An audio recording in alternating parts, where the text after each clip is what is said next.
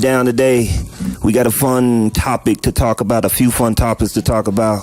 We'll talk about the bitch assness of men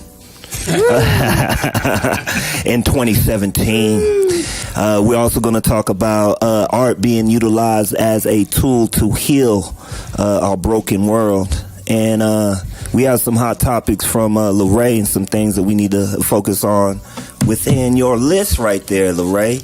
You know, you don't make lists for nothing. She's the list. Don't nobody make a list but her. You know, she keeps us on point. She make a list of a list. Yeah. Happy Sunday. What up? Happy Sunday. What up, y'all? Well, I almost died this week since they didn't want to bring it up, man. I was doing too much. I wasn't letting my body rest and heal properly, and my body shut me down. Got that strep throat. I'm back now, though. My ghetto immune system kicked in. Are you 100% or 90? I'm 100%, man. 100. Wow. You know, you from the hood, you got to have a strong immune system because you don't go to the doctor when you get sick. You just die if you don't. You know, your immune system don't kick in.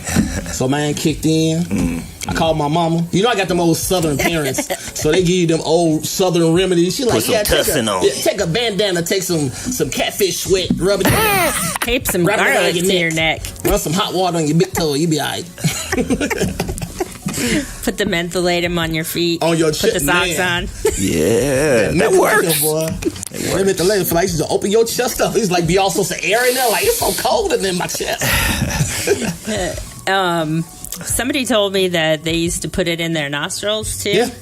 And man, but when you're inhaling that, it goes and gets into your lungs. It's vapors, like so it's going there. You know what's the best is when you're rolling and you got a little Vicks on your chest. Rub it all around. Talking about drugs. He getting high, putting Vicks. Hey man, rolling on Vicks. You never heard of this? What is rolling? Rolling. That's what you know. Right? You dating yourself right now. X, right? Yeah, we talking about X, thizzing. Oh, I didn't do drugs. I never did drugs. LaRae, so she proper, but don't be fooled by it, y'all. She be doing a lot of other things. You don't smoke weed either, do you, LaRae? No. Yeah, she keeps it kosher. She don't smoke.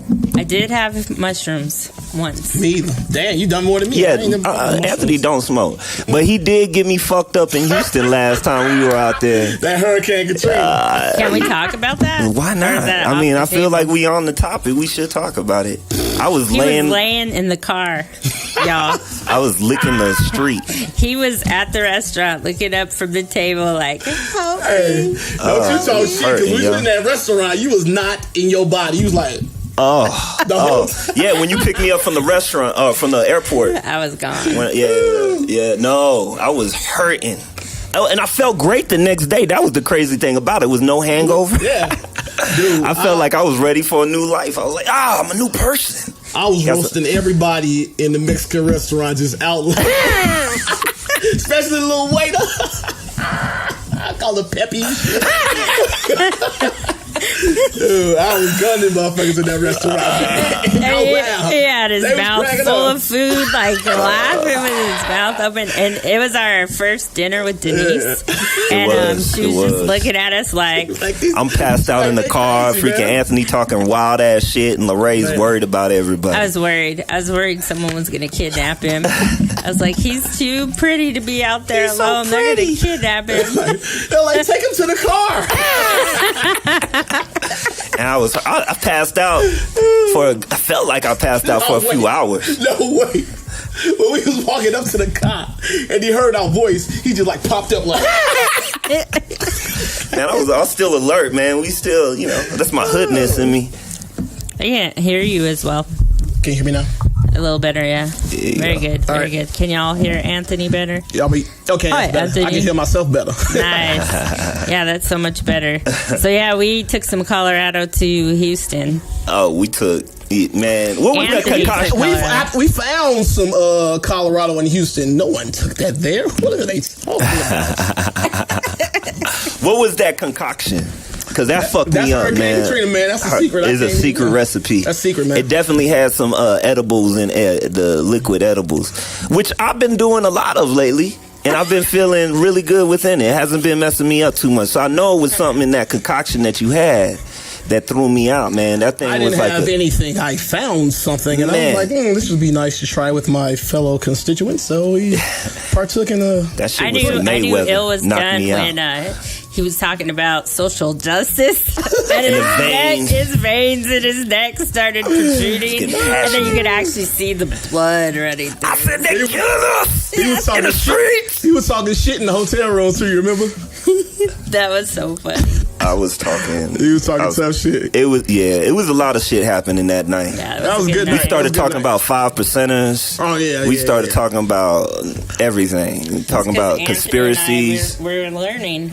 We didn't know what that was. That was the first for us. So. Well, we seen the guys outside the mall. Were you with us that day? Oh, those were the Israel cats. The Israelites. Those cats are always telling black people about who they are within themselves. Man, they was scaring the shit out them white folks. They really do, man. And they unapologetic with it too. I know. You had a bullhorn right in the little white lady face. I'm like, this shit right we're there. the original Hebrews. They had sign. What the sign say? Like, man, it was something, and I was like, damn, they rough. Yeah. I think that was an extreme, and then when we went to the row houses, and that one exhibit, it had all the women that had been killed by police violence. Yeah. Man, that was an awesome exhibit itself. I mean, it was visceral, very emotional, but it was very neat. And then the performance outside. Yeah. That also was, they performed the spoken word around that exhibit. And the actual installations they had with the videos that they had in the row houses. Oh, yeah. That was powerful. Yep. Yeah. In the lead into the actual event. Yep. That was good. Yeah. So how did your Westward showcase go? Oh, it was lit. Yeah? It was lit. Yeah. It was Roots, Rice, and Beans. We ended up performing with Kayla Marquis. Sir Els was on stage with us over at the City Hall Amphitheater. A lot of great performances. I got to see a lot of good bands. I saw this band. The drummer and the bass player that play with us, they play in a few different bands. One of them is, they were on the cover of the Westward, Roca Huca. Really dope Spanish ska, kind of ska and Spanish music style of band. And really, the whole festival, Westward Festival is good for just seeing what everybody's doing outside of your genre of music or your art. Because normally, like, I listen to hip hop, I'm not necessarily seeing everything that everybody's doing. Even though, like, my band is like a mixture of Spanish, hip hop, and rock. But I don't necessarily always get to see everybody else doing what they're doing. So it was a good event. I had a good time. Made some new fans. I had 2 tickets for me at the will call since I was on this nomination committee. And when I went to pick them up, there was just music everywhere. You could hear music coming from different spots, and that was pretty cool. There were so many people. There were a lot of people. I think one of the things that I thought was interesting is how much these tickets were. What did how many people were there, and the fact that they don't pay the artists. I mean, no, I got paid. Oh, okay. Yeah, I heard one dude said they paid $75. Yeah, no, I got paid. They pay out the artists. Oh, they do? Yeah, per ticket. All the artists that are on there definitely get paid out. All right, well, that's... So pay your $75 because, that's food in my kids' mouths. So what you're saying is you're buying me and Anthony dinner. I didn't say all that. I didn't mean I got paid that much. That money gone. Ill bought that outfit with that money. Goddamn, that's Kanye's finest right there. That's Kanye's private collection right there. Kanye finest. But the event itself, I've done it like a few years in a row. And every year is different. This year, it's a lot of different artists who are coming in from out of town, moving in. So you got a lot of different styles of talent right now out here in Denver from all over. So it's good. Nice. That's exciting. It's progressive. And you didn't have any events this weekend, right? You just were dying. I was dying, LaRae. Yeah. I did not have anything because I was dying. You would have probably gone and infected the whole audience. No, I ain't gonna go. Once I get sick, man, I ain't going nowhere. I ain't going to work. I ain't doing nothing. Did you Netflix? Yeah. I watched, what the hell did I watch? I watched some Japanese movie. It was dope. It's about a sword. I can't remember the name of it, but it had the dude from IP Man in there. And it had was it not Jackie Chan, but Jet Li? No, not Jet Li, man. It's I can't think of his name. No, it's like the new age dude. Like those the old cats. Like this is like the new, you know what I'm saying, Japanese dude, or what it Chinese? Well, I don't know what the fuck it is. But the kung fu dude and the Asian homeboy. Yeah, Asian dude. Very nice. Well, hopefully everybody downloaded at the website at it was trying to kill me here. www.allrealradio.com. They have a new Monday night show for late nights, and it's called From Houston with Love. Check that out. And then also they have another late night show that started, I think, a month ago called Raw Politics, and he gets in there pretty good with some serious stuff. And I think he's actually been running or the stuff for Hernandez. What do you call it? Jesse Hernandez? Yeah. Okay. Out there in Houston. Okay, so really doing some campaigning around. So yeah. Jesse Hernandez was a young Latino girl who was killed here in Denver. No, Hernandez, the young man who was killed in Houston by the police officer and her husband. Right, right. Yeah, They've been doing a lot. Held him down while the lady the guy choked him. The lady held him down. Yeah. The guy choked him. Yeah. Very, very important work going on right there. So that's pretty cool. No, that's really hopefully needed. Everybody's checked that out. So let's start these topics. We're going straight in today, huh? Yeah, I mean, let's go straight into it, man. Let's do it. Let's do it. It's just, I feel like men have lost the essence of what it is to be a man. You know, it's like I look at the human nature of everything. You know what I'm saying? I don't look at all the social stuff that's going on about, let the person be what you want to be. I feel like if you are a man, you have responsibilities to your gender, to your human nature, and that is to provide and protect. You know, and I think we're completely going away from that, and it's like a feminization of men. And I don't want to say that's a bad thing, but you look at it this way: if that takes over every man becomes this metrosexual dude that want to get his nails done, his hair done, all this shit, look better than women, then what happens if society reverts back to a time when we gotta hunt and go get our food that way? You see what I'm saying? Niggas forgot how to hunt. Yeah, because they giving us everything. We don't need to know how anymore. But you think, you gotta, who knows what could happen? They destroying this earth bit by bit, you know what I'm saying? So one day we not gonna have the luxury of having all this stuff that we have, Amazon delivering our shit now. We not gonna have those luxuries. Man, you see that happening. That's something that got me scared. And it's a weird thing to me is like the fact that we're taking the fact that we're not even going to grocery stores anymore. Well, how I like to look at it is people are very busy now, engaging in a lot of activities and social engagement. So they're picking and choosing how they spend their time.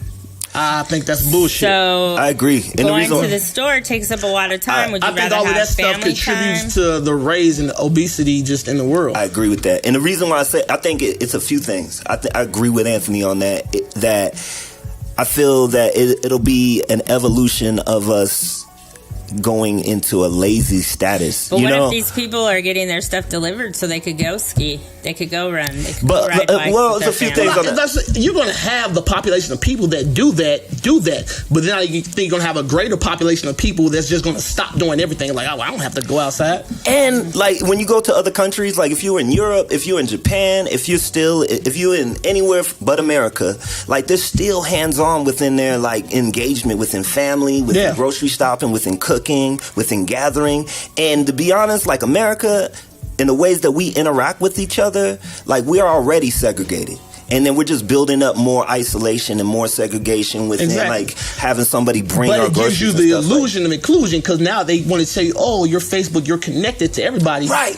But that's the illusion. They tell you that, you're giving more connectivity, but you're really disconnected because you don't get the physicalness anymore. And people don't understand how important it is to have physical contact with just other people.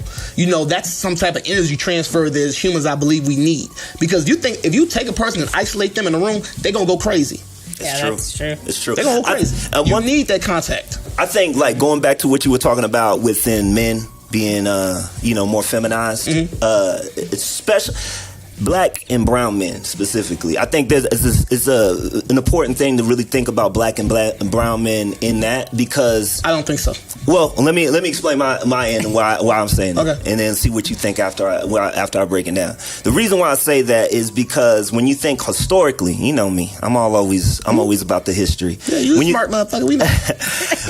When we go back into history of how we were slaved, and then within that slavery that we had, you know, like when you're really thinking about like the way that black men were pretty much just studs, and we had to sleep with a variety of different women in order to produce more children for the slave master to be able to go ahead and have a full plantation.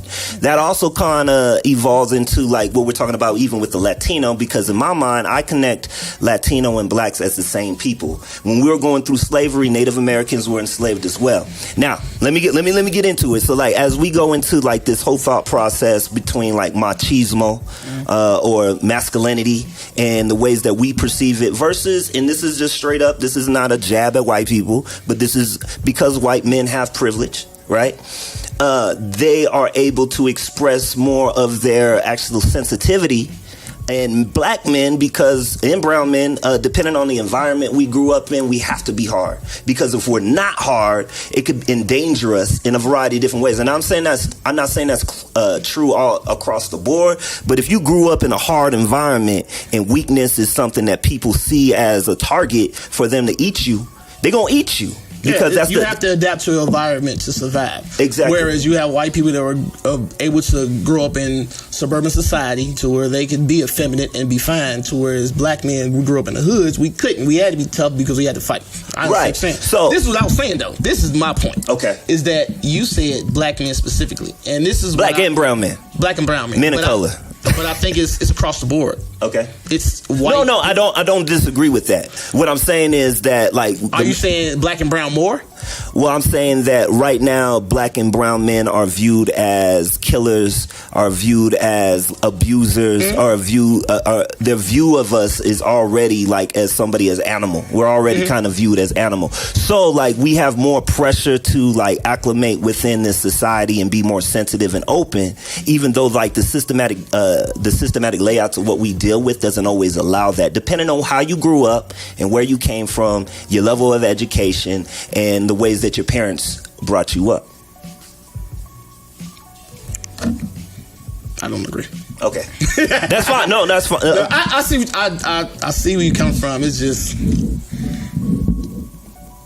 I'll say, I can go with it. You gonna go with it? I can go with it. I don't feel comfortable with him going with it. I can fix it up in my brain. I know what you're saying. I know you mean well. You know what I did notice recently is I can't remember what group it is, but they do plays at school to teach the young people like how to treat others with. No, I think it's Mi Casa Milagro. Yeah, and they do these plays and they actually enact like catcalling or saying specific thing to girls, and then they have the audience have interaction with them, and with that interaction they then change it up and say, okay, this girl that you were just talking about, her booty, or you wanted to get on that, imagine if that was your sister.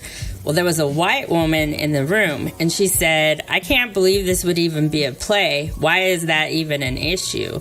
But I think what culturally they don't understand is that, especially in the Latino community, they are like that. They're super protective with their moms, super protective with their sisters, super protective with their grandparents. But their women, when they're dating them, they don't treat them the same way. So I guess in showing these kids, like in real life time with these plays, has kind of helped. No?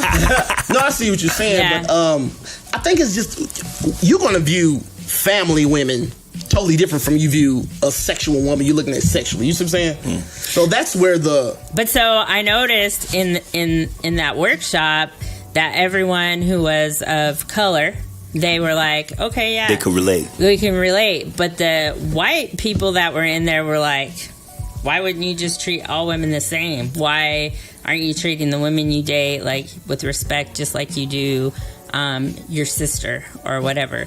But the whole machismo thing, how men were supposed to act like peacocks out there with their women and how they treat them versus how they treat their sister. But then honestly, within the Latin culture, they're super protective with their sisters, super protective with their mamas. Definitely mamas. Like, so, you know. I feel like that's in black culture as well. That's in the black culture too. Yeah. Especially the moms, you know what I'm saying? Moms and grandmas, you know what I'm saying? Those, especially grandmama. Yeah. You know what I'm saying? You don't say shit about grandma. Nah. I feel like that's something that's fading out, though. There's a young generation. That's what I was just finna get to. It's like, these kids these days do not respect what came before them. And I don't know where the disconnect came at, but it's like, it's getting bad to where they do not cherish their elders and they don't look to learn from them. They think they know everything. I don't know. Maybe it's the technology that they're getting. Maybe so. To where before we didn't have the ability to just look stuff up, so we had to go to our elders to learn things.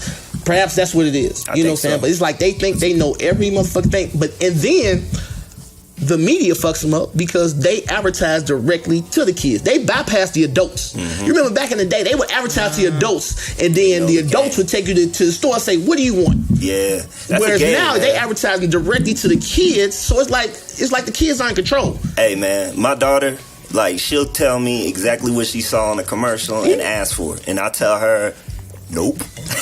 And the reason why I say that is not that I tell her that she has to like do things to like actually earn it, not just get it. You know what I'm saying? Try to teach her values to like, nah, you don't just get, especially being a little young dark black girl. You don't get things handed to you. You better work for it and freaking like you better do the things that are necessary to go ahead and acquire that reward. But you know, see.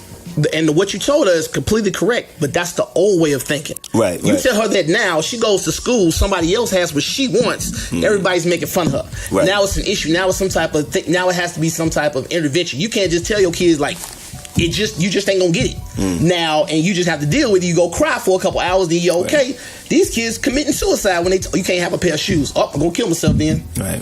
Because they go to school and they don't have what the other kids have.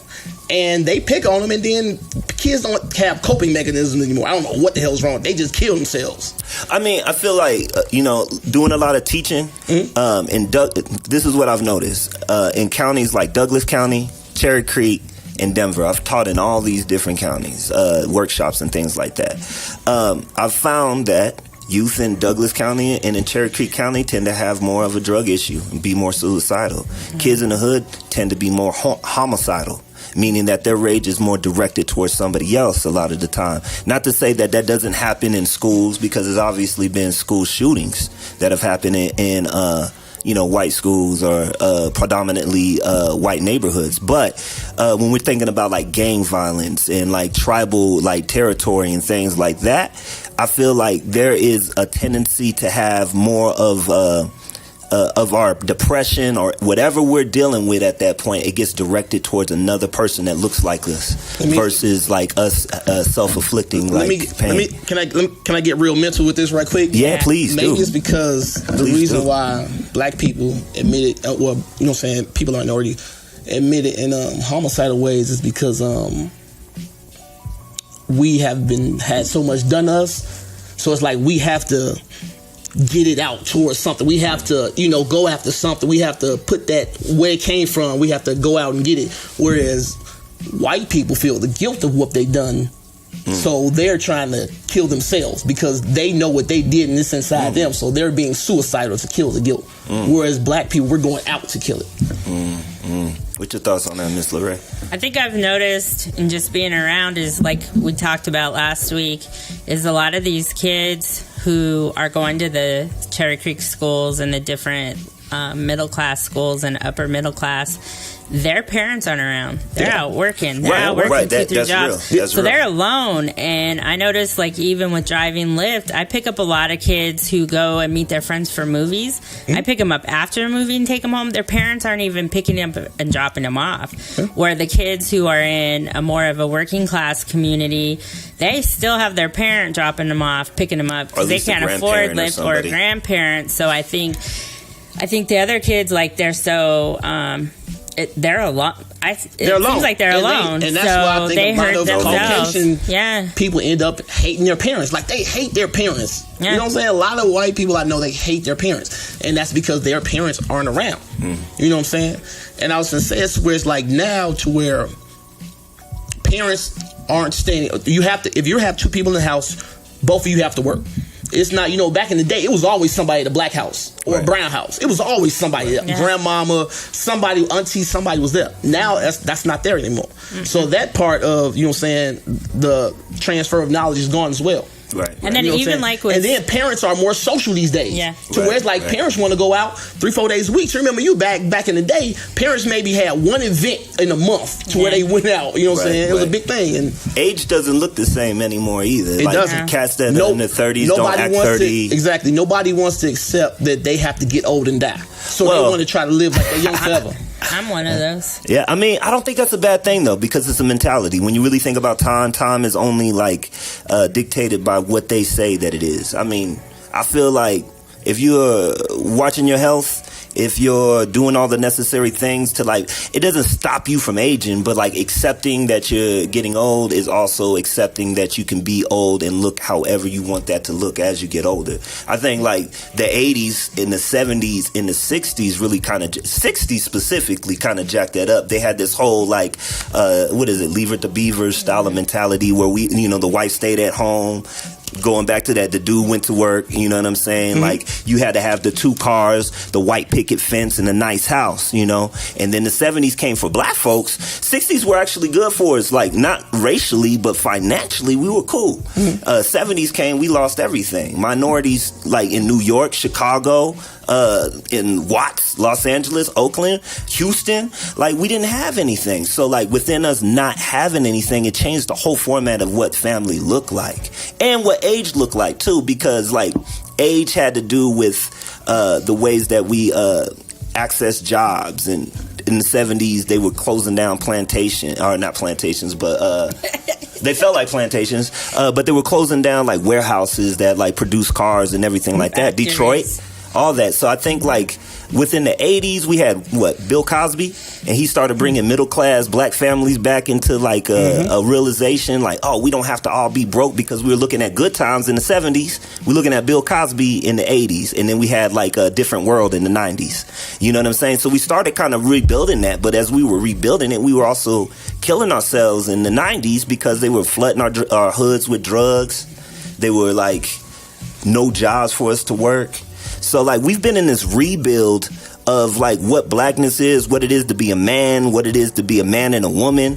Man, I got more friends that are freaking getting divorced and separated from wives nowadays just because they're, like, seeing the same trend happen. It's that legacy, you know what I'm saying? So the legacy of that. Do you think that's shit. why that effect is happening, which is turning more people into cowards? I just think it's America culture in general that just turns people into this is what I say, man. I feel like the worst thing that ever happened to this world was contracts and treaties, because there was once upon a time when you did business where you shook a man's hand, you looked him in his eyes. So if I'm gonna fuck you, you know who fucking you. I'm fucking you right now. I'm looking in your eyes. Right. So whereas now you have contracts to where you got somebody in Beverly Hills living in a $10 million mansion. He got 40 people that this contract has to go to before it gets to you. You sign it. You never know who fucking you. And they can do it, and they can act like they not doing it because they in their gated community, so they can be oblivious to what's really going on in the world and what they're doing. And they're on the internet being able to be whoever they want to be. And you have to sign a contract for everything. You have to sign a contract to have a phone. Yeah, anything you do now, you have to sign some type of contract to give them the ability to do whatever the hell they want to do to you, and you can't say shit. Handshake don't mean anything nowadays. It don't mean nothing. I'm saying, like, all integrity and everything is just completely gone. What do you feel the root is of that? Do you feel like it's the internet? Do you feel like it's just where we at as a culture? I don't know. At one point in history, men stopped believing that respect was important.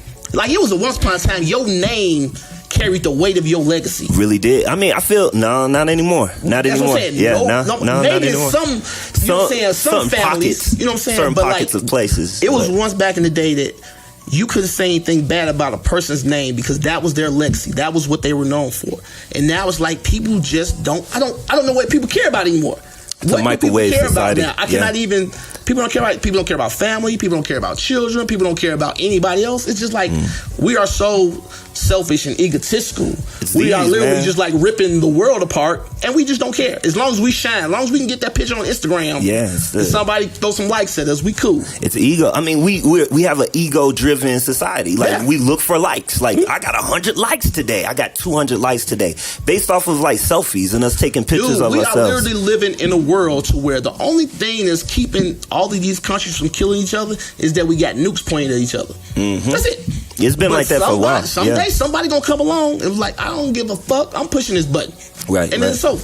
Right. That's the way it's going. It's just nobody that's coming up like that has been able to infiltrate enough to be in power of the government. But it's gonna come. Eventually all them old heads gonna die off, and these young motherfuckers that's out here now is popping pills, doing all this bullshit. Eventually they gonna be up there. Right. I have this woman who follows me on Instagram, and sometimes her stuff comes up in my feed, and she's constantly posting pictures of herself in her car, and she's got certain assets showing, and she's doing her kissy lip thing and rapping to some song, and she's always got her little baby in the back.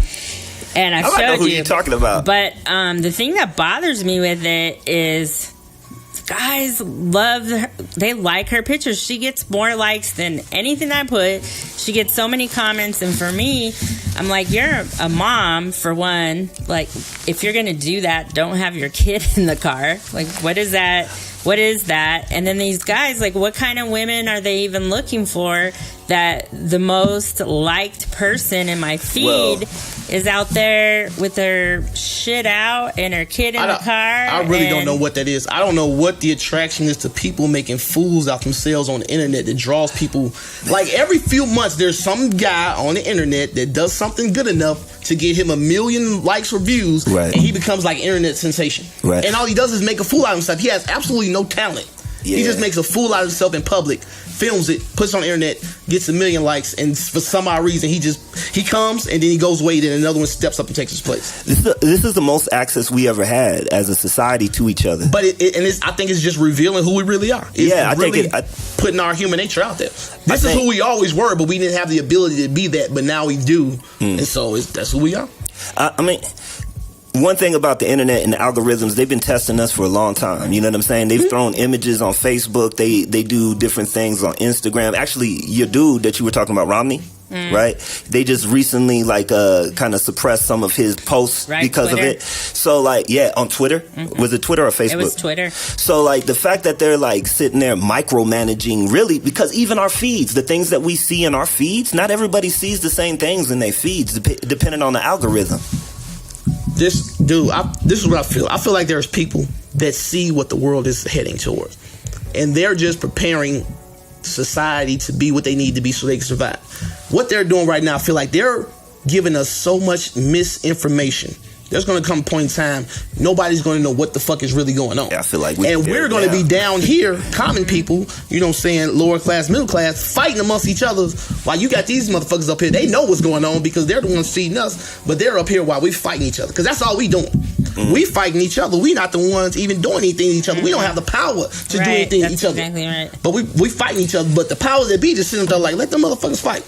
But I feel like that's the power of art. That's what I, kind of even segue into that. I'm not even meaning to, but the power of art is that the comics tell truth. The musicians tell truth. But they're trying to stamp that out. Well, yeah, they're trying to take control of it. You would not have a Richard Pryor. No, you're right. You're right. They would shut him up quick. Not in a club. Anyway. Not on a commercial status. They would not let him come up through the ranks. They would try to suppress him. Yeah, I mean, you really think about Richard Pryor? That dude was a preacher. He was a truth teller for real. Yeah, because the clubs now, they do suppress what you can say. I watched Laughs on Fox today, which is like a stand-up thing. Yeah. 4 seasons, maybe 6 or 7 black dudes, but they might as well have been white with the shit they were talking about. Right. And I ain't saying ain't nothing wrong with that. No. But let them tell the other side of the story too. You know what I'm saying? But it's like just like we talked about last week when they cutting off storytelling. It's like they're trying to cut off all forms of storytelling and then feed us the information through the internet. Change the narrative. And we don't know what the hell is going on. And having the diversity in the comic, whether it's black, brown, lesbian, whatever, helps kids to see someone like them. So if there's no diversity and there's a black comedian who's just talking about the same stuff as a white comedian, there's nothing relatable that a kid even can aspire to be or see themselves as in a show. And then I think it was you, Anthony, that you said you had a friend who took pictures of outer space and there was like all this shit floating around that we don't even know, and they feed us a fake picture. Like when they take pictures of the Earth and there's nothing out there, there's all sorts of parts where the rockets have broken off and the atmosphere is just floating around and stuff. So it's like all this shit in our atmosphere, but they don't show it to us. Right. And then I feel like, too, this last summer or winter, I had some altercations with a ticket I got in what was it, Mountain View County.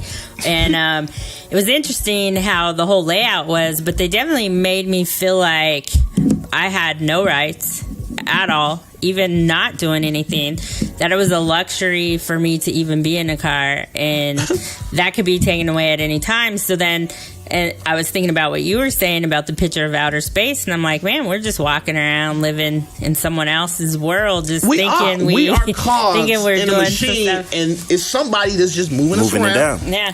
All this, man, it's like somebody's orchestrating this. There are people in the world that's powerful enough and intelligent enough to have a team of people that can orchestrate all this shit that's going on in the world, because it just seems too systematic.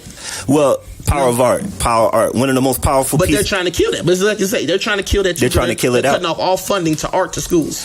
Power of art. When you think about the state of Colorado just got $250,000 to infuse in Colorado art. $250,000. Where did that money come from?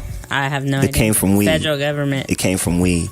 Most of the some of the programs most of the programs that I'm working within the nonprofits are accessing GoBud money, which has got like $2 million worth of money. So like to legalize, and that's a whole nother thing, right? Like the weed is legalized out here federally, it's illegal. But within the city limits, it's legal, right? But they'll take the federal money, will take weed money and go ahead and divvy it out to all these different schools. So even you can't put it in a bank, but you can divvy it out to the school. Right, you can't put it in the bank, but they can go ahead and tax it, take a portion of it, and give it back to whoever they wanted to. You put it in the bank, you just have to deposit it in cash. Do they? I don't know if they let you deposit it in cash. I don't think that's how they. Right now they're laundering. That's why they talk about this whole gentrification here. But a lot of the problem is they need to technically launder this money from the marijuana industry. So they're having to buy these homes cash. They're buying these homes cash, renting them, reselling them, fixing them up, and turning them over. Building apartment buildings. That's why all these apartments are being sold. So are the developers accessing weed money? The weed money people are the developers. So is it? Because I know, like, over in the east side, that's not weed money, that's tech money. And that's like the same money that went into San Francisco.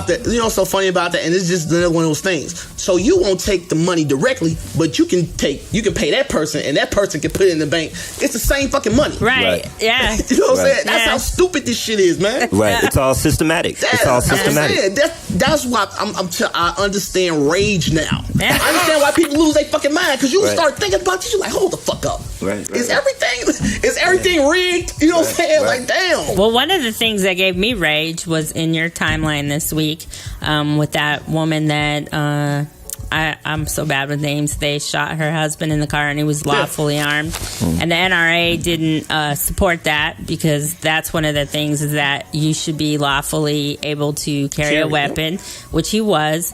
And then they handcuffed her and had her like locked up with her kid watching. Like, that made me really want to buy a gun myself and go and take care of these people myself. It was worth it to me at that time. How I was feeling was, I'll just take these people out. But then I thought, you know what I hope they all get cancer and they die a slow death alone and no one takes care of them. That's what I thought. So let me ask you a question. Do you think revolution is a possibility? Is it an actuality? Like, we talk about revolution, like there's a lot of activists that talk about it. Black Panthers talked about it. Che Guevara did it in Cuba.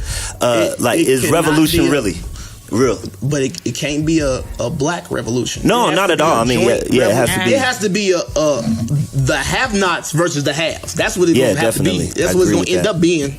It's not going to be a black and white thing.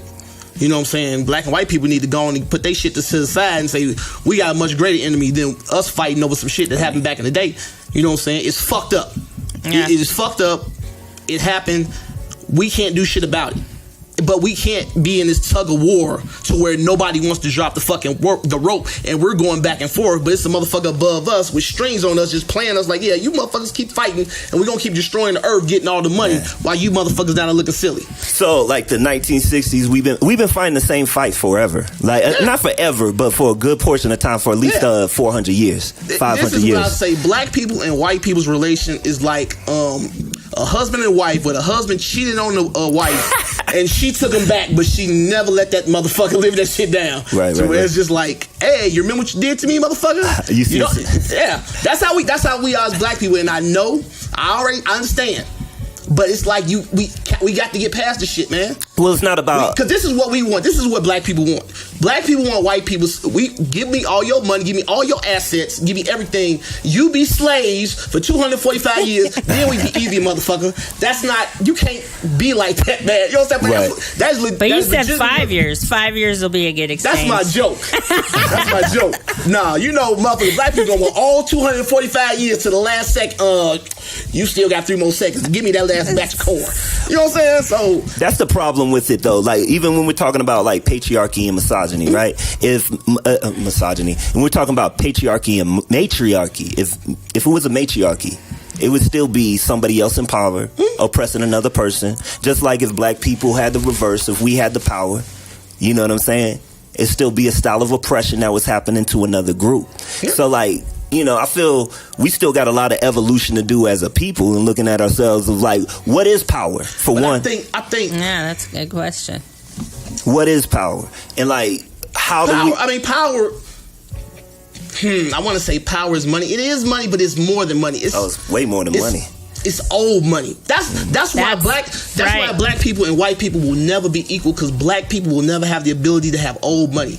You trace back white people, the most prominent white families in the world, they should go back to and they don't even know where the money came from. They you know why they don't know have to do shit. They literally just live and have all access to all this money, because that's how long their money is. You know what I'm saying? But the resources that they got were from Africa. Like, when you think about the diamonds and the gold and everything that they acquired. But I'm saying, like, black people would never be able to have that, because there's nobody. What black family do you know that has money that stretches back that far? Nobody. Exactly. Nobody. So you with that amount of money over that much time comes absolute power. Right.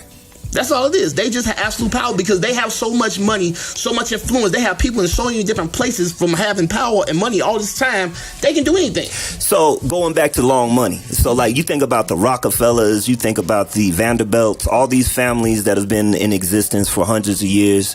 They don't care about race. They give a fuck. They give a fuck about race. I tell people all the time, the day that racism becomes non-profitable, racism is over. Racism will be completely fucking outlawed. That's the distraction. Yeah. That's how they keep us in the loop. You know what I'm saying? This is what people don't even. This is only people don't even understand. Racism was a concept created by the powers that be. Those people that still hold that wealth. When they freed the slaves, the white people thought the slaves was going to disappear, and the poor whites thought they was going to get those jobs the slaves had. Exactly. But no, because since the slaves didn't have nowhere to go, they stayed with the masters doing the same work they had been doing. So the poor white people got mad, and they started revolting against the powers that be together, and that's when they created the police force. Exactly. To protect the white people who have money. But this is the lie they told them. They were like, we can't let you guys be together and come at us. We're gonna separate you.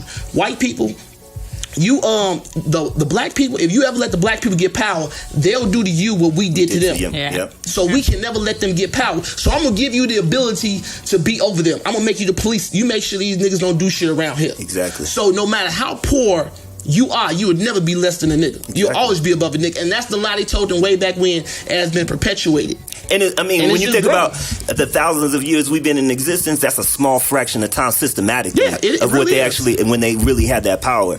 And like, that's really like, even right now when we're thinking about Black Lives Matter, we're thinking about like the immigrant movement, we're thinking about the feminist movement, it's all segregated. Nobody has got it, nobody's connected the dots and saying like, we're oppressed. But that's what they keep doing. They keep finding ways to divide these groups up. Yeah, exactly. Because even in groups, let's say the gay community, every time you look up, you got to call them something else. They keep segregating the groups. They keep breaking them down. They're getting smaller and smaller and smaller. So you lose your power as you get smaller.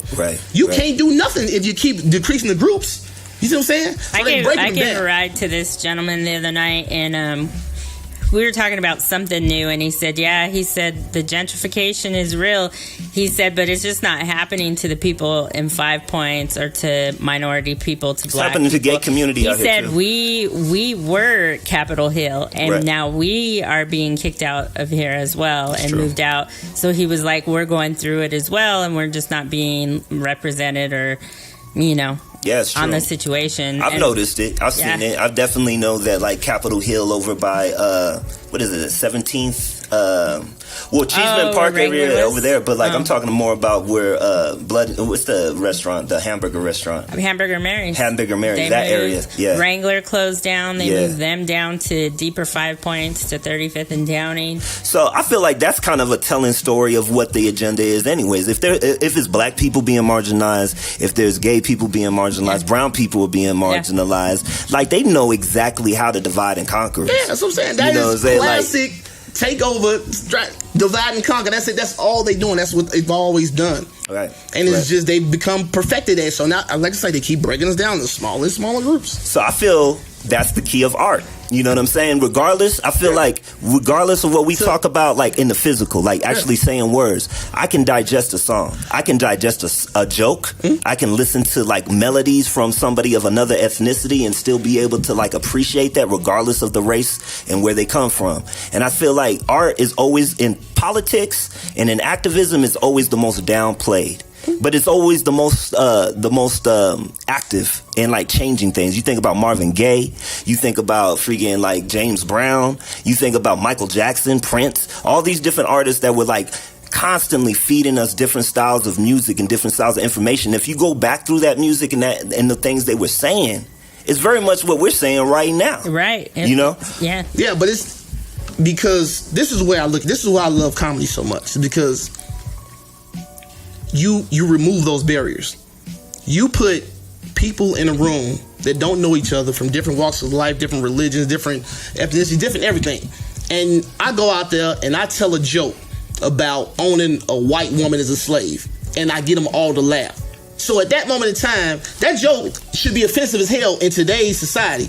But I can make you forget about that and laugh at it and make you understand how ignorant of a concept race is. We just different.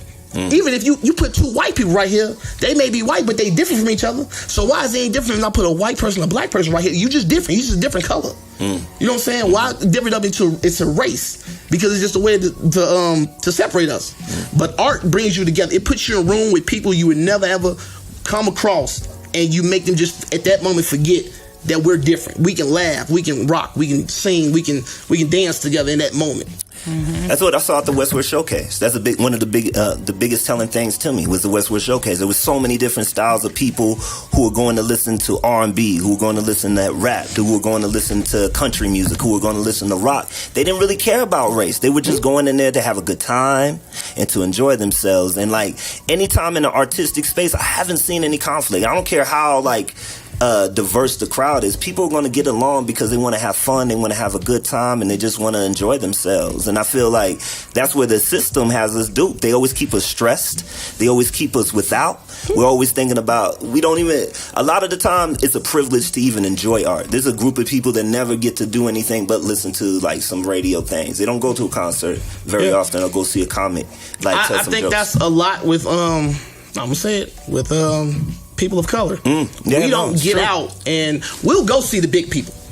You know what I'm saying? By that time, that person has carved out their audience. So if I'm going to see Young Jock, I know who at Young Jock's concert. You know what I'm saying? But I'm not going to take a chance to go see a band in a genre I don't necessarily listen to or a person I've never heard of. I'm not going to go somewhere where I could potentially be put in a situation that I'm not used to being in.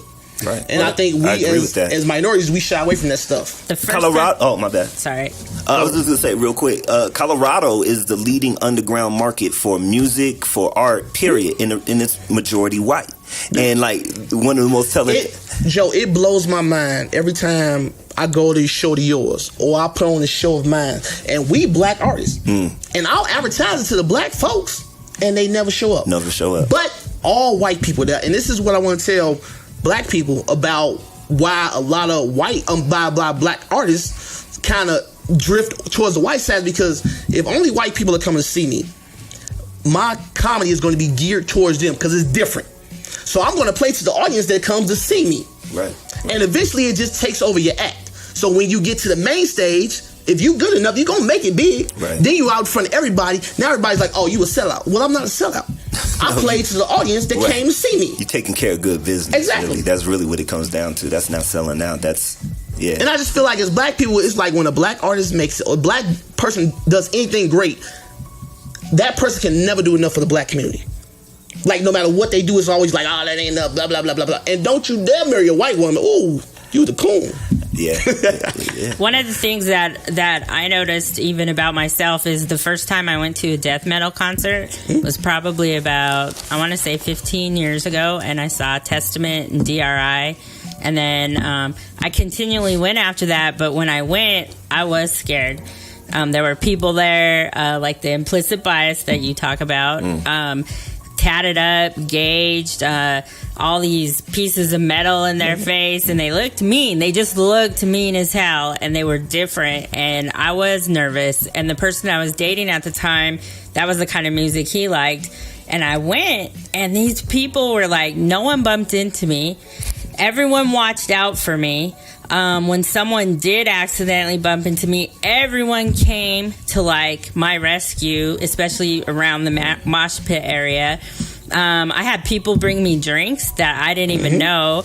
It wasn't even a thought that they like put something in it. I was like, my God, I would rather go to a death metal concert than to go to some R&B or mainstream rap concert where people are battling over some stupid Might be a bullshit. shooting afterwards. I did that show at that scream metal concert. I thought it was like a heavy metal, right, dude? Yeah. This lady just said, hey, I just want a comedian to come do this festival. I'm like, okay, I sent them some tapes. She was like, okay, yeah, you'd be great. So I get there, man. I'm thinking it's like a heavy metal, you know what I'm saying, whatever. And I get there, it's motherfuckers dressed as demons and shit. I'm like, It whoa. was death metal. Yeah. It was scream metal. Yeah, so it's literally like these dudes was just like, Yeah, like the whole time. Yeah. But Joe, I'm like, Joe, this ain't gonna go well, man. This ain't gonna go well. They gonna kill me or eat me in this motherfucker. Man, show was so dope. Show was dope as hell. Then afterwards, like everybody came up to me, wanted to take pictures with me and stuff. They all follow me on Facebook, Instagram, all this shit. Like, they was cool as fuck. And like, I actually, like, we talk on Facebook like regularly, you know what I'm saying? Like, they cool as shit. Yeah.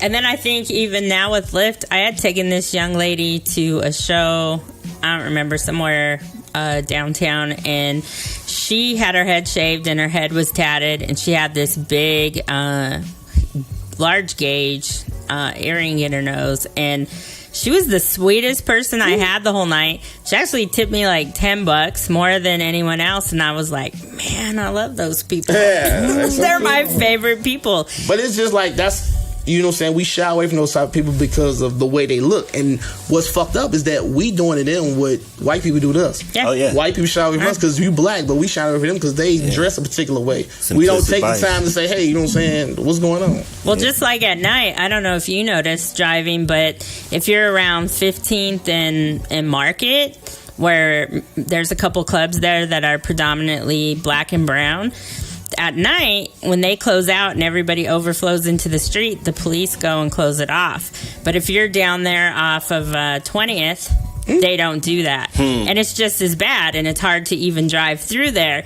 And so I actually asked a police officer, why is it that you're barricading where these clubs that are predominantly black and brown, but over here is where I have these people are passed out fighting each other in the street, and they're not doing anything. And he said, well, this is the inlet to downtown.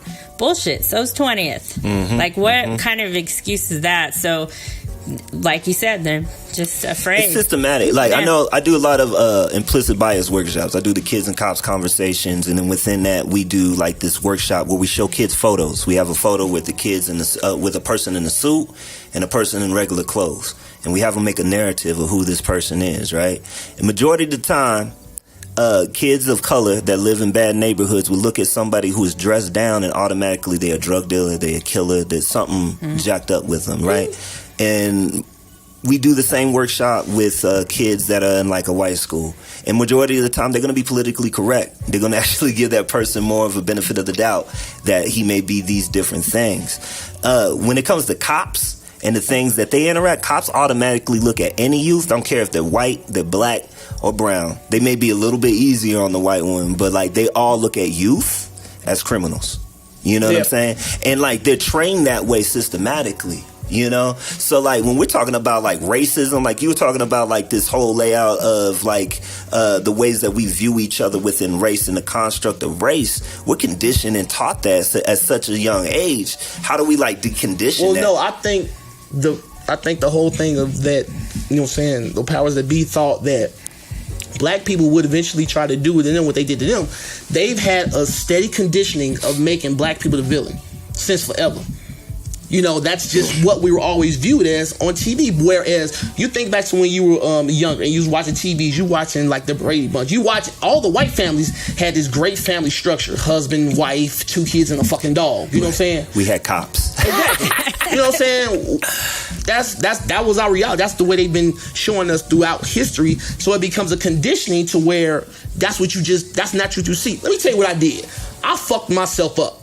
I didn't used to think that what we see and what we hear like really affected your brain. I had got sick in the military, and when you get sick in the military, they put you on quarters so you won't get anybody else sick, right? So you got to stay in your barracks. I was in my barracks for 3 days. I had got to see like the first 3 seasons of this show called Supernatural.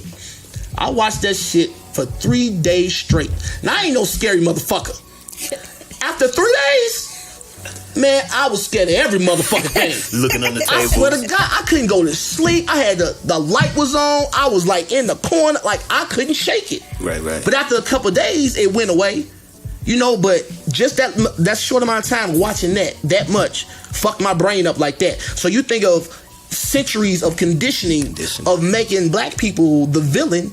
It becomes innate. And then a lot of these cops that shoot black people, I do think they are scared. Because if you know what real fear is, like debilitating fear, you're going to do whatever it is to get that fear away from you. So if you have that innate fear of black people, when a black person raise up, bam, they're going to feel you're going to do whatever it is to get you out of that situation. You can even see it at work. When I go to work, if I go to work if I'm mad, everybody stays away from me. Nobody says shit to me if I come into work with a frown on my face. I got to be happy for them to even be around me because they are afraid of me. They don't know what I'm going to do if I'm unhappy. Right. It's so they just safe black. Yeah. You got to be safe black. But it's so deep. They don't know that. They don't really know that they're doing it. It's not like they're consciously doing it. It's just like they have this innate fear, like I don't know what he's going to do. Right. So they just, I don't want to. That's the condition. That's the condition. And that's the power of art too. Because like art, that's what it is. You flip it on the other side and you can use it as a tool to condition people and keep people complacent. And that's the thing that's what I love about comedy. It makes what you believe seems ridiculous. It's stupid. Once you break down those barriers and you make a person look at themselves and the shit they believe about people that they don't even know, you be like, that's fucking dumb. I believe that comedy is even more so than any art form, really, because I believe a few things. I believe comedy is the hardest art form because it's the most telling. If somebody isn't laughing, you can look right in their face right there and tell if they feeling you, if you're not. I feel music isn't that way. You know, you listen to music and you can see people moving your head. It doesn't necessarily mean they like your shit, but they'll still move to it. Comedy, it's just raw. It's naked. Yeah. It's in your face. Even with poetry, like poetry, people will give you snaps and claps, even though it could suck. You can feel the energy in a poetry room. Like I went to a poetry night over at the Cash Bar, and I think this is like first time I ever like went to a full and I think I went to a poetry night before, but the guys just wasn't that good, so I'm like, okay, that's cool. But like when they had some powerful dudes and some ladies that got on that stage, and like you just felt it, you know what I'm saying? Like this like it just drug the emotion out of you, you know? Yeah. Poetry, I mean, when it's the best at its best, it's the most truth telling. You know, it's almost like this girl. I can't remember her name. She told a poem about juice that had my dick hard for 47 minutes. Jeez. I was like, God damn, that must be some good juice. So, and when you were talking about the artists supporting each other and black people not going out or paying to support someone local, today I went to an annual fundraiser for Rocky Mountain Microfinance, and they help people become business owners who are business curious or have an entrepreneurial idea that are from, I guess, challenged backgrounds or minorities. And today they were raising money for graduates or for people to go through the program. So they don't have to pay, and they can get mentorship. They can help with their business plan, business loan, and just help these people build out their idea and have an up and running street legal business. Today, people were there. They were bidding on items. They were donating money, and there was no one of color there. Yeah. They raised today $30,000 in this room just by people pledging either to give a monthly payment or on an item that had been donated. But when you said that, I was just thinking today, there was nobody there. There is so much opportunity out here, but as black people, we have this just debilitating fear of trying something new, that we won't go to these seminars and all this stuff that we can go and potentially learn something. I know there's some black and brown people out there with money that could be donating to help out. There are. Well, but it's like they just, I don't know. I know, it's like they shy away from that type of stuff. But they don't, it's like, if it's not quick and fast and right now, it's like they won't take the time to invest in it and then see it grow and potentially reap the benefits of it down the line. In most black neighborhoods, once you've made it, you don't go back. Yeah. Like once you out, you out. And I think that's something that because you don't get the support. And a lot of times you get ridiculed. Right. You know what I'm saying? I talk about, we played around with this within like jabbing, like talking with each other, but the Willie Lynch condition and the thought process behind that is the realest as it gets. Like the whole divide and conquer mentality and the ways that they bid us against each other, and like within that, trying to have somebody, you know, in your same ethnicity always have some style of higher power, and we're always trying to bring that person down, like the crabs in the barrel mentality that we have. This is what I believe. I believe is human nature, that we always going to have a hierarchy. Like there's going to have to be somebody here. And I think as you go through the races, black people at the bottom. So every other race has another race to look down upon, except for black people, because we at the bottom. So we look at each other and we fight each other. We have a lot of infighting because there's no one below us. Like we're at the bottom trying to get up. That's the condition. That's the condition. And then, like, you know, like the true power of who we are once we recognize that we actually have power is a dangerous thing for a system anyways. But so, like, that's why you have to stay on the bottom. Mentality to be able to use that power effectively. There's a lot of black people with power that are just idiots. Or they just egotistical. They don't give a shit. Or they're acclimated too. Sometimes if you working for the system or you working for the machine, it's comfortable. Yeah. Why would you question it? Yeah, I think that is because and that's why I love Patrice O'Neal. When you're created by the machine controls you. So they can take whatever they have given you away at any given time. But that's why they give it to you. That's why I respect Colin Kaepernick so much. Because he just said, I'm not going back to the NFL. I'm going to do what I feel like is right now. And it pisses me off because I don't know why people think that people can't have some like just enlightenment one day. Like one day a person could just wake up and say, you know what, everything I've been doing is fucked up. Yep. I want to get right. Colin Kaepernick had that revelation when he kneeled, and everybody was expecting him to just go away. Oh, you got your publicity, go ahead. But he been going hard ever since. He drilled with it. You know what I'm saying? He's going hard, and he just said, I'm not going back to the NFL. You know, and I'm gonna try my hardest not to watch the NFL. I'm done with it. Because that lets me know that you will let rapists, murderers, everybody else get a second chance. But you won't let this man that just stood up for what he thought was right give him a second chance. Right, I can't fuck with you. Right, and I'm one motherfucker. I know I ain't gonna make a difference. But it's just like, man, I just feel like that's what's right. I don't watch college ball. You don't watch college ball? I don't, because I don't like how they marginalize these athletes. They don't pay them shit, Right, they don't pay them nothing, but they make all the money off of them. Something happens to them and they lose their scholarship, you on your ass. Right. They'll kick you out the league. They'll kick you out of college. They use them up, play them hard. Yeah. Some of them don't make it to the NFL that could have. I think I just seen something, I'm not sure, but that where they are finna start getting paid some way, or there's some type of litigation going through. Man, they're not even allowed to work jobs. Like regular jobs. If you play a sport in college, you can't work a job, dude. That is your job. Practicing there. But you don't get paid. Yeah, especially if you think you're going to the NBA. So you're having off session, you know what I'm saying? workout sessions and things of that nature. So that's your job, is to be the best athlete you can. And going to college games isn't cheap. It's expensive as going to NFL billions games. a year off of them kids. Right. The coaches make millions. The coaches be having shoe deals with the Nike, shoe company. Yeah. Reebok. So you can't wear the shoes you want. You got to wear these shoes. Because I remember it was something with like Jordan's son. He wanted to wear his dad's shoes, but the school he went to had like a contract with somebody else, so they wouldn't let him. But I think he ended up doing it, and he like got fined or some shit like that. Right. Yeah, and then their families are struggling too, and they don't have the money. And these kids, they don't even have money for food or. You're from Las else. Vegas, right? My mom is. Mom's from I'm UNLV. UNLV. Like, the reason why I say that is because it makes me think of UNLV. Like when Stacey Augman and like Larry Johnson and all those cats played for UNLV, and they got like they were the best team. They went undefeated that year. I think they won one game to like Duke in the finals. But they put those dudes' heads on the freaking. They cut those dudes' heads off for getting paid, for taking care of their families, for getting some style of financial support, and like. I think a couple of them even got cut out of the NBA or couldn't go to the NBA because of that, There was a kid I followed. I think he went to Missouri. His name was LaDamian. I don't remember his last name, but he was going through high school, and all these college recruiters were coming out, and this kid's mom had died.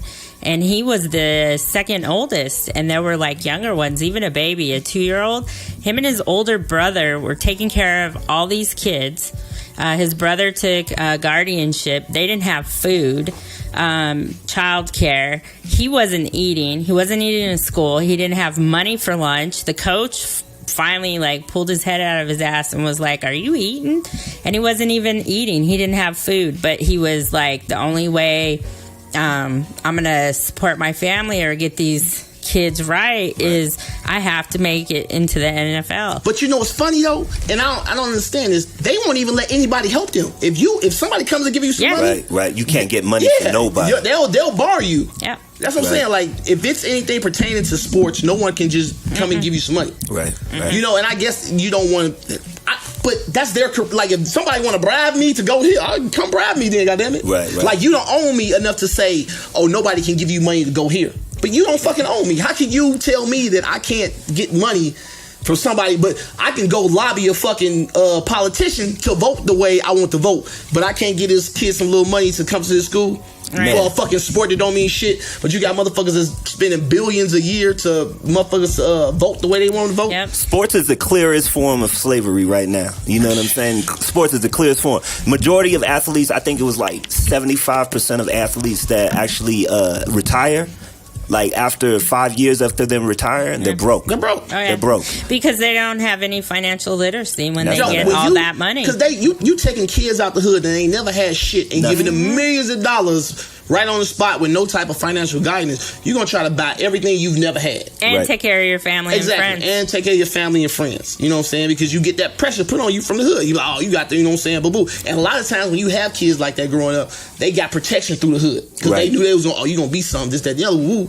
Well, that's even going away now to where they ain't even protecting the motherfucking people they know gonna make it out. They don't give a fuck no more. But back in the day, if motherfuckers knew you was gonna make it out, you got protection. So when you made it, you came back, say, you know what I'm saying, thank you did this, woo woo. One of the things I noticed here in Colorado too, just going to a lot of the high school games, you can really gauge what kind of, I guess, what race of student is really there by the cheerleaders versus the football players.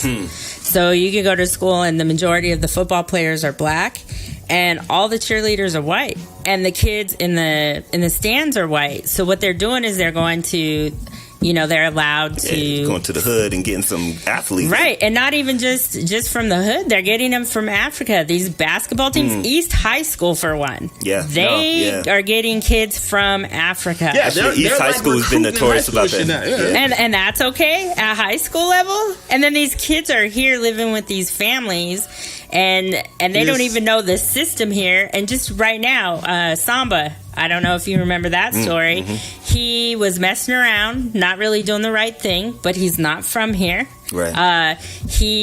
What's messing around and not doing the right thing? He was messing around with his friends, and he acted like he had a gun and showed it. Someone seen the situation. They called the cops. They took this kid and put him in jail. And he was from Africa. They went and got him from Africa, put him with a host family, and then this kid ended up in jail here, like with no family. His family's in Africa, and that reminded me of like when you were talking about the slaves and the people when they let their people go, they thought they were coming here to own something. So imagine his family thinking, our son's going to America. He's going to play basketball. He's going to be pro. He's going to have money. He's going to take us to America. And this kid's in jail because he is in East trying to hang out with some kids like him. And you see what you remember what happened. That situation made me mad. It should. I think like our young kids, when we like, especially within sports, like we put so much pressure on them, especially nowadays within sports, like that things that they have to go through to even make it to college, the camps that they have to go through, the rigorous like training that they have to go through, the styles of camps that they're playing across the nation. It's like they're working harder than NBA and like and now Olympic players right now. To whereas you didn't know about a player till they got to college. You know about them in middle school. Joe, you got like 6th, 7th, 8th graders that's getting all this national attention. Do you know what it costs to go to a game, a high school game? What? $10. $10, and you are not allowed to bring anything outside in there, and so the concession is just as expensive. It's a racket as well. And then they have sponsors that are paying to have their logo. I know. I watch it on YouTube. I watch all like little basketball kids that's coming up. Yeah. I know, I've seen them too. They got that one kid, Zion Williams. You heard that dude? Yeah, I know Zion. Dude, 6'8", 16, and like 250 pounds with jumping out the gym. And like this dude is already a celebrity. Right. You know? And that, I mean, that's damaging too, because like to have that type of attention. Because you don't have the mentality to handle that type of power and pressure. Because he has power now. Yeah. People are going to do what he wants because everybody's going to want him from college. Right. And that reflects back into the school, because you think about, like, when you think about the athletes, the rapes and everything that plays into that, you give somebody that young power. That much power. You think you can get away with anything. Exactly. And that's what happens. Yeah, man. Yeah, that whole thing. What's the solution? I mean, you seen what happened. You see how Allen Iverson is actually one of those players that he dealt with that his whole career, from college, from high school into NBA. You think about Allen Iverson, like he had that incident happen when he was in Virginia, where he got in a fight in a bowling alley, and then he went to prison. He went to prison, and then when he got out of prison, he went to Georgetown. They scrubbed his record, and then he got to the NBA. He never shook that stigma that he had of being a thug, of being like this person who was just always radical, and like it was really nothing wrong with Allen. Actually, Allen evolved the culture of NBA because of him with his tattoos and his cornrows and him being him. Just being from out there, man. I got so many tales of just kids like that, kids that was so phenomenal on the court, like you couldn't fuck with them. You just knew they was gonna make it, but they couldn't shake them thugs. They couldn't leave the hood behind. Right. You know what I'm saying? That's what. But you grow up in it. Like that's who you are. Those are the people that's providing attention to you, because you gotta understand that people in the hood, their mentality is, you gonna make it. Let me attach myself to you right now. Help you out, make you seem like you need me. So when you get big, you owe me. Right. You know what I'm saying? That's what happens. They attach themselves to these kids, so it's like they really can't get away from that thug because they're threatening him, like, you remember I took care of you. Yeah, Carmelo Anthony had that happen when he came out here, when he was going through what was his first year with the Nuggets or the second year with the Nuggets? Yeah, he went through a lot of that. Yeah. So it's the condition of where we're at. You know what I'm saying? Is this? I feel like talking about it, like putting it out there, like coming up with different solutions, have a conversation about it. People been talking about this shit. I mean, I say we do. We scorch the earth and we start over on Thursday night, or on Thursday days on All Real Radio at 11 Central Time. Denise, the founder of All Real Radio, she has a show called, is it My Tote? What is it? I don't know how to enunciate it. You asking the wrong motherfucker to pronounce some shit. Ask a smart motherfucker. What you got? What is it, goddammit? But she talked about how All Real Radio wanted a diversity in broadcasters to use their platform for talking about issues like this and bringing things to light that aren't normally talked about in mainstream media. So you have to have an alternative. You have to have an alternative. I feel like right now what we're dealing with in society is that we're so tapped into commercialism. You go on Instagram, everything that you look at in your feed is based off of commercialism. Yeah. The boobs, the ass, the whatever, the box bodies, all of that stuff is based off of commercialism. And I feel like us doing this style of thing is grassroots. And all movements that evolve culture is grassroots. That's why they took out the Black Panthers. That's why they took out the Brown Berets. That's why they take out people who are doing things on a grassroots level. And I feel like if you can engage people on a real level, from a person-to-person level, versus always having to engage them on our cell phones, I think that's important too, because that's activism. What you do and what you're talking about in your topics and the conversations that you bring up, that's activism. But I think it's continually like breaking these stigmas and these stereotypes that we all play out, because I play them out. We all play them out. What but was like the stereotype that I had a meeting with the owner of Rising Sun Distillery, and she's a female, and the way she talked about some issues that she's having right now, she's kind of struggling as a business owner. She's going through that 3-year hard time, which is typically normal for every entrepreneur. But she was saying it's hard for her because booze is the good old boys club, the white male. And even though she's not a minority racially, she's a minority as a woman. And so she's actually having to go door to door, basically, to these venues or to the liquor stores to get her booze in there because she doesn't fit into the good old boy booze seller. So she said that, and then she also told me this was interesting. She was like, it's no different than the marijuana industry. She's like, we still have minorities in jail from Colorado who were selling drugs, but yet now there's white men that are selling it, and it's okay, and these guys are still in there for the same thing. And she said, and me as a woman, she's like, I'm having a hard time getting my booze into the store. We'll have to do a day of the jail industrial complex. Man, we got to. I think that, like, if they're going to legalize weed, they should free everybody who has been arrested for selling it. For a non-violent never arrest them up. I agree with you. But like the fact that they're legalizing it now, and like they're making millions. I mean, there's organizations that are being funded around it. But they ain't giving them slaves back. Exactly. And that's a prison industrial complex. It's slavery. They ain't giving them back. America has more prisoners in locked cells than any other country in the world, and that's not an accident. No. Because now they have companies that can bid on the prison's labor. Companies come in and bid money to see what they're going to. Victoria's Secret. We have a list actually. Romani Melko posted a list. A lot of people did, but it's a list of businesses not to benefiting off of like a prison industrial complex. And right now, one of the places that I need to change is my 401k is with Fidelity, and they're on that list. Lane Bryant, which is one of the only nice big girl stores. Like, what the fuck? We need some chiseled jail men to make them pennies. Take 3 days to make a Lane Bryant pair of pennies. Actually, Michael Jordan's on that list, y'all. Michael Jordan's on that list. Yeah. Oh yeah. Michael. There was some places that I was surprised and some that I wasn't. And I've actually been seeing a lot of people in big positions take all their money out of Wells Fargo lately. Yeah, I've been putting my money into credit unions. I'm gonna put my shit back in my mattress. Goddamn, fuck you. Anthony's going old school. That way you don't forget your debit card. Hey y'all, Anthony likes to go on trips and forget his debit card. Throwing shots. So if he had the cash, he'd have the cash. I'm a survivor. Because he's got a good support system. I love my mama. Well, shout out to Ghost House Denver. Yes, we are Denver. Hashtag we are Denver.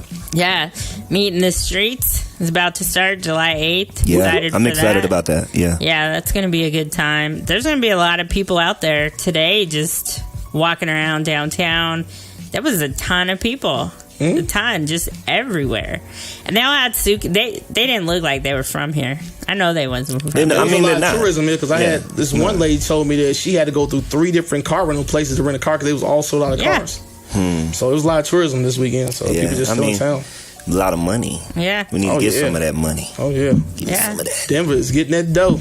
I know this weekend the Polo Club had a 3-day event that was big enough to where Lyft sent out a text saying if you picked anyone up, you got a $5 bonus. So I don't know what's going on at the Polo Club, but they got a 3-day event. Money. Yeah. So let me ask you a question. I had this conversation with my mom. My mom is old school, and like I was like, you know, I do Lyft or I do Uber. I don't call cabs anymore. You know what I'm saying? And like she was like, well, I think you should still support cabs because they the OGs and they the originals. So I think you should support cabs. And I was like, but it's easy. I could just touch this app. Can't and I get Cabs are stupid. They didn't want to evolve. It is. They didn't want to evolve. You know what I'm saying? They seen when Uber first started. Yeah. So if you know you in the technology age, why not go to an app?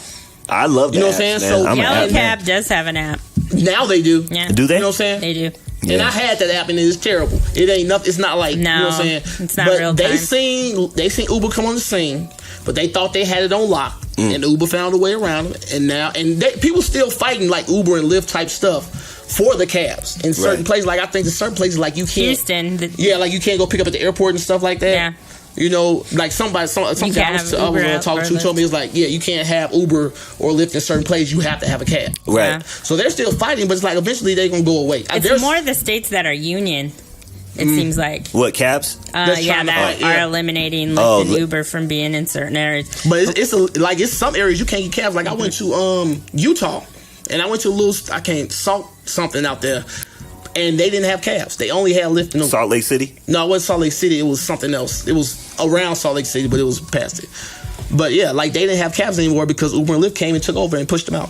Well, I've heard that the cabs, even if you order it on the app, can take anywhere up to an hour to get to you. So that's an issue. And then I also picked up a young lady who she did get a cab because during surcharges, it's actually smart to take a cab. Yeah. Because they don't have those. But she got in, her and her friend, and she told him, we need 2 stops. And he said no. So... so she ended up, they got out. That's what I'm saying. And she requested They didn't evolve Lyft. with what they seen it happening, and they seen people going over it, but they never, and by the time they tried to change, is you too late.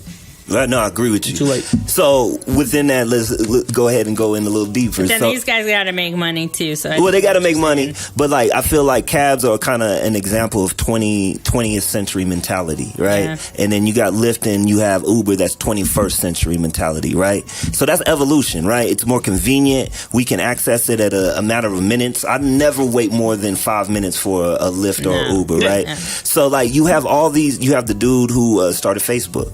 You have the dude who started Twitter. You have the dude who started Lyft. Homeboy that started Uber, right? These are different examples of evolution. So, like, when we're talking about, like, where we're at as a culture, where we're talking about where we're at as a society, racially, all these different systematic constructs, it's been proven that we can evolve it. We can change it because of all these different small businesses that continually change and evolve the culture.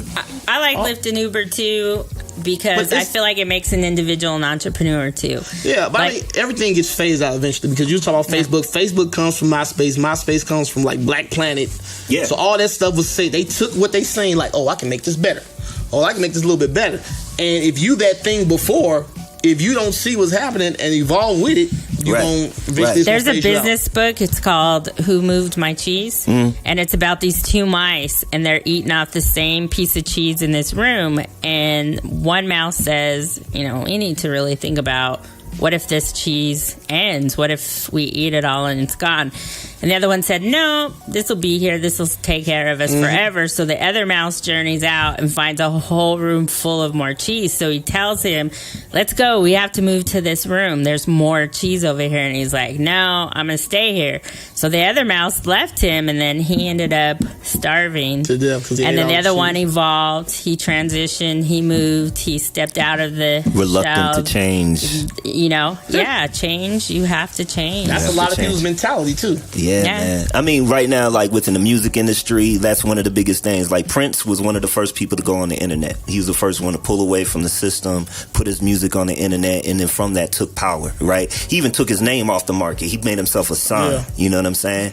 And I feel like artists, that's why I go back and look at that was the for artists. An amazing reason. That was brilliant. No, tell them the reason. Like, what's the breakdown on the reason? So the reason is because of the record label he was with owned everything he did under Slave Prince, master. and they wouldn't let him go. They wouldn't let him out. So he said, "I'm changing my name, and everything I create That's the is same going to be thing mine." Alonzo Ball is trying to do with his kids. He's trying to take ownership of them before the league take ownership of them. Ooh, snaps on that. Yeah. Yeah, And snaps on everybody's that. talking about, oh, you crazy.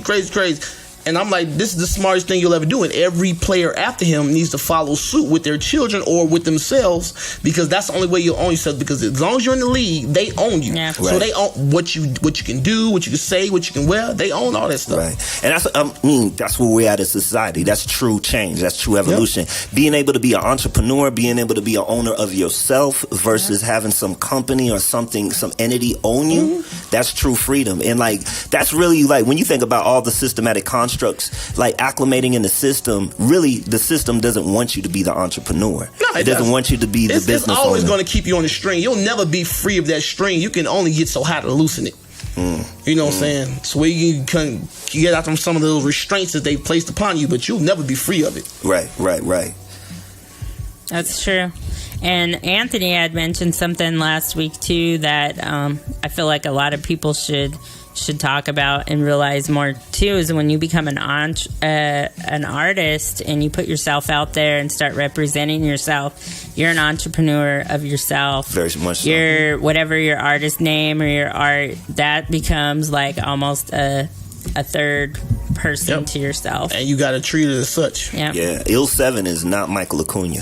No. Michael Acuna is a different entity than Il-7. Anthony Armstrong is Anthony Armstrong. Yeah. I'm going to be me all day long. That's why sometimes when I talk to you, I'm like, how do you want to represent Il-7? How is Il-7 going to look depends with on the this rooms that I'm project? You know, so yeah, that's why I talk like that. And Armstrong Comedy is an Anthony. Yeah, well, Armstrong Comedy is your brand. No, it's me. It's Yeah, me. yeah, I'm yeah, me yeah. all the time. It's a I am brand. me on Yeah. stage. I'm me when I wake up in the morning. He's a walking, talking brand. Yeah, but you're a LLC, you're a business. I am. I do. Armstrong I do have Comedy to. business. Yeah. And then there's Armstrong. Yeah. Anthony. But it's the same Negro behind all of it. So what do you have going on this week, Anthony? What's this week? I ain't got nothing. What I can say? That's next week, ain't it? The Walnut Room? Yeah. You have the Walnut Room on Saturday. On July 7th. It's July 7th, right? Mm-hmm. July 7th, I'll be at the Walnut Room in Denver. Come check me out. Doing my thing. July 7th, I'll be at Ophelia's with my band, Roots, Rice, and Beans. We'll be playing with the Al Capones and Roca. I'm excited for that. Yeah. There's a list. We're supposed to be on it. You guys are on it. Yeah, you guys are always on my list. What time's the show? The show starts at 8:30. Doors open at 8:30. Show starts at 9:30, and it's all live music. It'll be a variety of bands playing, so it'll I be can shoot dope. up after my shows. Yeah, come through. Yeah, so it's exciting to. I can't believe June is over. It's gonna be gone, and then we're getting started with, 2 weeks till Meet in the Street, and then we have for comedy at Rising Sun Distillery, we have a show on July 13th. Then we have another one on July 27th, which Am I is headlining 13th now? yeah, we kind of talked about that, but it's up for debate still. Yeah, I'm a headline, man. I ain't headlining the Rising Sun in a long time. I need to go and get wild with it. So I'm a headline the Rising Sun, so come out. We have some good comics coming out. We have one from New York, JJ Billingsley, and then we have another comic coming in from LA as well.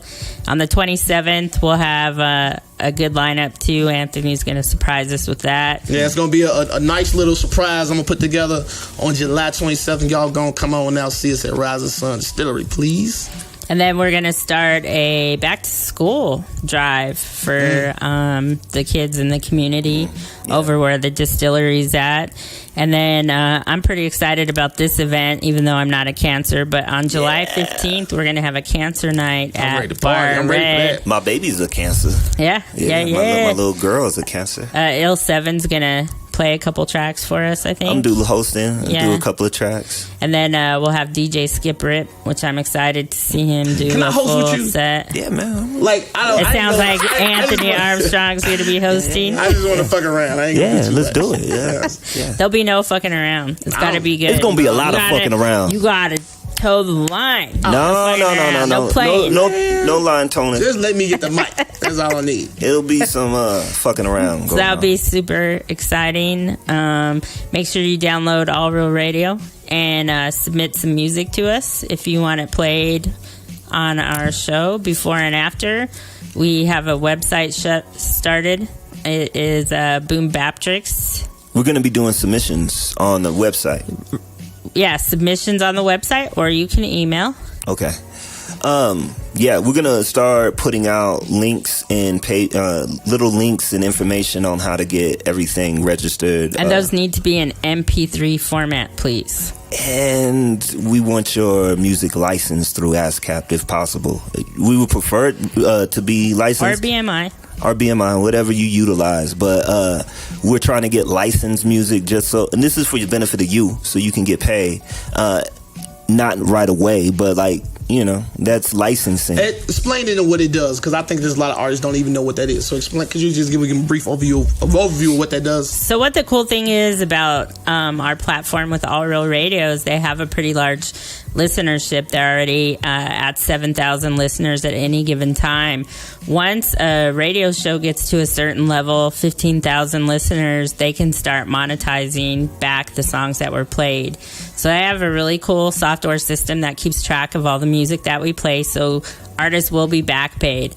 But you only get paid if you register with BMI or with ASCAP as an artist. Exactly. How do you know how to do that? It's easy. Yeah, it's super easy. Can you just Google ASCAP or BMI and then go through the steps? Right. You go through the stuff, and he has. You're ASCAP, right? ASCAP. Yeah. Artists, if you hear this, do this. If you have music that you produce, do this. It will benefit you greatly in the future. Yeah.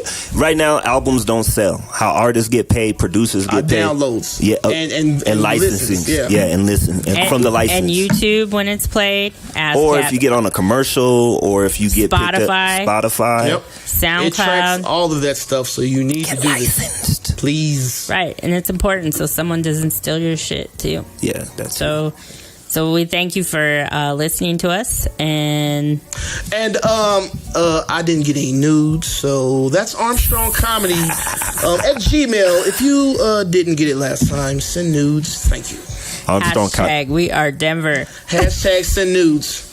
Hashtag we the shit.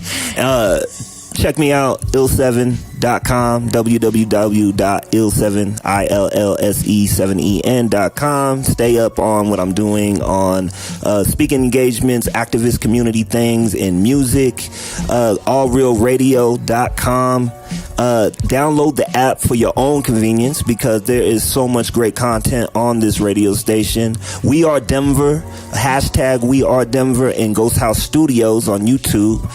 Stay up on the blogs, vlogs, things that are happening on that. We are going to have some special guests here coming up soon on a couple of Sundays coming up. So stay tuned for the guests that we have coming up on the radio station. Muwale. He's gonna be a guest tonight, actually, on All Real Radio. So tune into All Real Radio if you're watching us right now on stream. We have a special guest with our dude, and he's gonna talk about his new video that he just dropped, which is dope. I'm featured in it.